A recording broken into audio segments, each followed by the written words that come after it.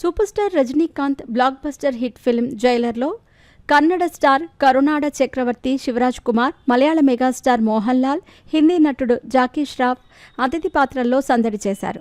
God of masses నటసింహం నందమూరి బాలకృష్ణను సైతం ఒక పాత్రకు సంప్రదించామని, అయితే అప్పట్లో కుదరలేదని దర్శకుడు నెల్సన్ దిలీప్ కుమార్ తెలిపారు.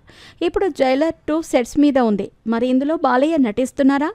ఆయన క్యారెక్టర్ గురించి శివన్న ఏం చెప్పారంటే, శివరాజ్ కుమార్, ఉపేంద్ర, రాజ్ పి శెట్టి ప్రధాన పాత్రల్లో నటించిన 45 సినిమా తెలుగు టీజర్ విడుదల కార్యక్రమం హైదరాబాద్ నగరంలో జరిగింది.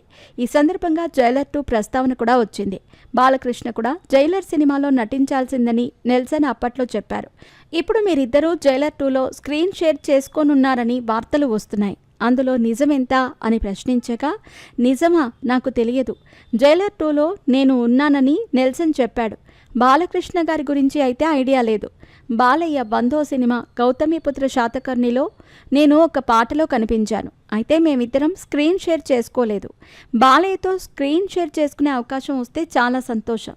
మేమిద్దరం చాలా క్లోజ్. బాలకృష్ణ మా ఫ్యామిలీకి క్లోజ్ ఫ్రెండ్. మా నాన్న రాజ్ కుమార్ గారిని చిక్కప్ప, అంటే తెలుగులో చిన్నాన్న అని బాలకృష్ణ పిలుస్తారు. మేమిద్దరం ఫోన్లో మాట్లాడుకుంటూ ఉంటాం. బాలకృష్ణ ప్రాతినిధ్యం వహిస్తున్న హిందూపూర్ నియోజకవర్గంలో కార్యక్రమాలకు సైతం నేను హాజరయ్యాను అంటూ శివరాజ్ కుమార్ చెప్పారు. జైలర్ సినిమాలో తాను 2 సన్నివేశాలలో మాత్రమే కనిపిస్తానని, అయితే ఆ రెండింటికి అంత భారీ స్పందన వస్తుందని ఊహించలేదని శివరాజ్ కుమార్ తెలిపారు. ఇంకా ఆయన మాట్లాడుతూ, రజనీకాంత్ నాకు తండ్రి లాంటివారు. ఆయన సినిమాలో ఒక్క సీన్ చేసే అవకాశం వచ్చినా నాకు చాలు. డాషింగ్ షాట్ ఉన్నా చేసేస్తానని చెప్పాను. కథ కూడా అడగలేదు. అయితే దర్శకుడు నెల్సన్ వచ్చి కథ చెప్పారు. సినిమా చేశాను. విడుదలైన తర్వాత ఫోన్ల మీద ఫోన్లు వచ్చాయి.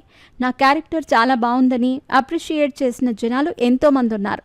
మా ఆవిడైతే ఇప్పటికీ అడుగుతూ ఉంటుంది, సిగరెట్ పట్టుకుని అలా నడుచుకుంటూ వచ్చావు జైలర్లో, అసలు నువ్వేం చేశావో అంటుంది. నాకు కూడా తెలియదు ఏం చేశాను. జైలర్ 2 షూటింగ్ స్టార్ట్ అయింది. త్వరలో నేను జాయిన్ అవుతాను అని చెప్పారు.